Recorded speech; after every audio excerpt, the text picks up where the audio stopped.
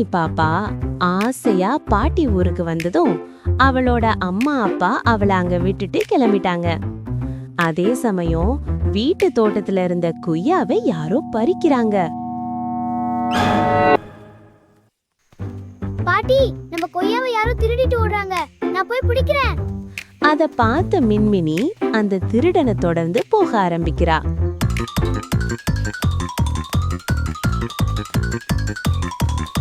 டேய், போடாத, நில்லு.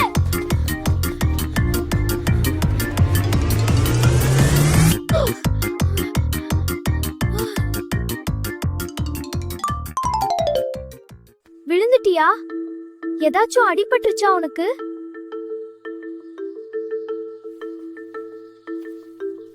அடிலாம் படல. நான் ஏதோ விளையாட்டா பறிச்சிட்டு ஓடி வந்துவேன். அதுக்கு போய் இப்படி விரட்டுற? திருடுனா இப்படிதான் நடக்கும். ஆமா, உன் பேர் என்ன? என்னோட பேரு மின்மினி. உன்னோட பேர் என்ன? என் பேர் முத்து. இனிமே கொய்யா வேணும்னா எங்க பாட்டி வீட்டுக்கு வந்து கேட்டுட்டு எடுத்துக்கோ முத்து. தேங்க்யூ மின்மினி. வா முத்து, நம்ம பாட்டி வீட்டுக்கு போலாம். ஒரு வழியா நண்பர்களான மின்மினியும் முத்துவும் மாலை வேளையில பாட்டி வீட்டுக்கு திரும்புறாங்க.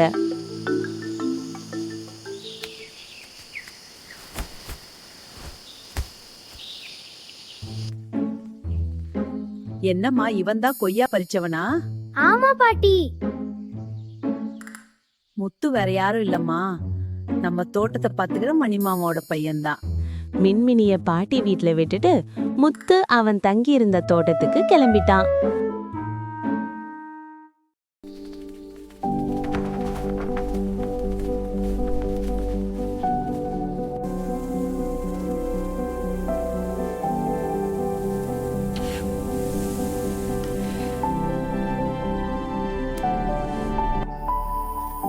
காட்டு மின்னும்.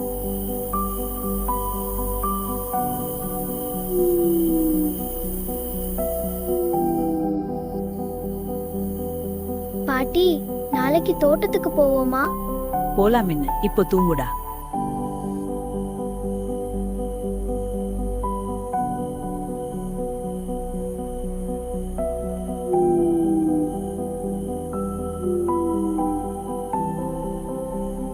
மறுநாள் காலை ரொம்ப அழகா விடிஞ்சது.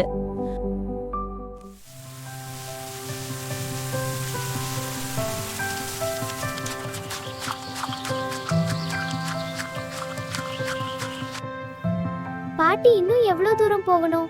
இன்னும் கொஞ்சம் தூரம் தான் மின்னு. மின்மினி அவங்க தோட்டத்துல இருக்க கண்ணுக்குட்டிய பார்க்க ஆர்வமா நடந்து போயிட்டு இருந்தா. வா மின்மினி, சரியான நேரத்துக்கு தான் வந்திருக்க. நம்ம கண்ணுக்குட்டி நிக்க முயற்சி செய்யுது. வா போய் பார்க்கலாம்.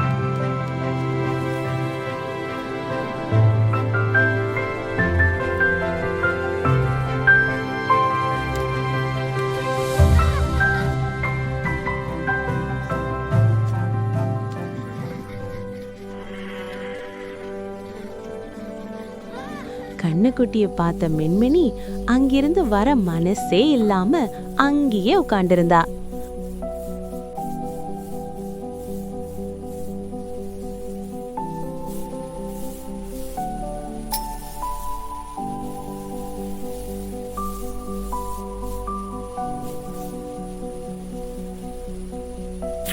முத்து மின்மினிய அவங்க ஊர்ல இருக்க உயரமான அருவிய பார்க்க கூட்டிட்டு போனா.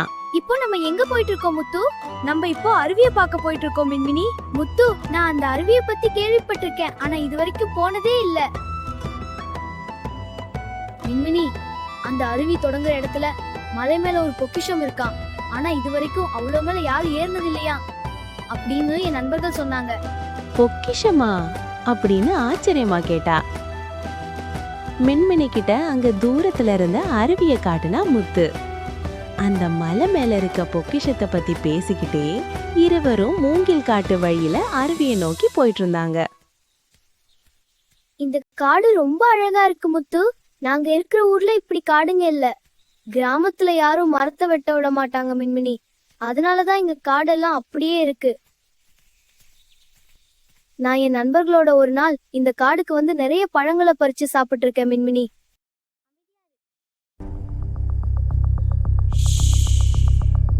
என்னாச்சு மின்மினி? முத்து, எனக்கு வேற யாரோ பேசுற மாதிரி இருக்கு, நல்லா கவனி.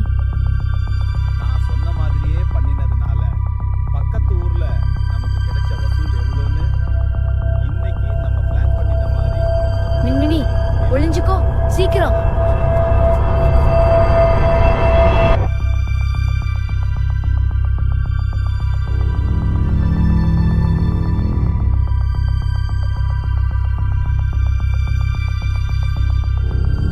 பாத்தியாடா, நான் சொன்ன மாதிரியே பண்ணினதுனால பக்கத்து ஊர்ல நமக்கு கிடைச்ச வசூல் எவ்வளோன்னு இன்னைக்கு நம்ம பிளான் பண்ணின மாதிரி இந்த ஊர்ல போய் வேவு பார்த்துட்டு வருவோம்.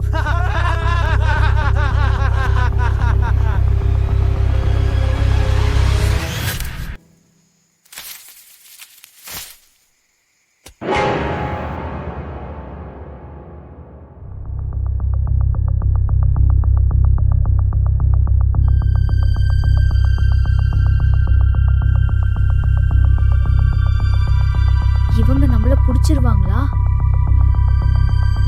அடுத்து என்ன ஆகுதுன்னு தெரிஞ்சுக்கணும்னா நெக்ஸ்ட் எபிசோடு பாருங்க. Welcome to Toon Tales, where Tamil moral stories come alive. Subscribe now and join our storytelling journey.